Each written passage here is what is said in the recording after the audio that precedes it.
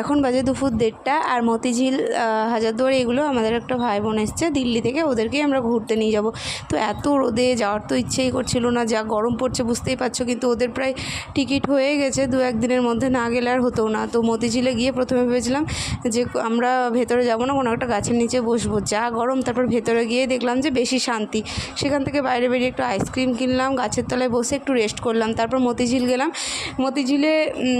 মতিঝিলের কথা মনে পড়লে আমার মানে একটা এত হাসির কথা মনে পড়ে আমার কিছু, সেগুলো বন্ধু বান্ধবী মিলে ঘটনাটা ঘটেছিল। তো এই মতিঝিল কত মানুষের ভালো মুহূর্তের সাক্ষী মানে রেখে গেছে জানি না, আবার কিছু মানুষের জীবনে এমনই কিছু ঘটনা ঘটে গেছে যা অনেক হয়তো বেদনাদায়ক। যাই হোক, এটা ফ্যামিলি পার্ক হিসেবে খুব সুন্দর, আবার নতুন নতুন কাপলদের জন্য বেশ ভালো আড্ডা মারার জন্য। সব শেষে কিছু লস্যি আইসক্রিম খেয়ে বাড়ি ফিরলাম। আজকের দিনটা এভাবেই কাটলো। চলো টাটা, আসছে পরের ব্লগে।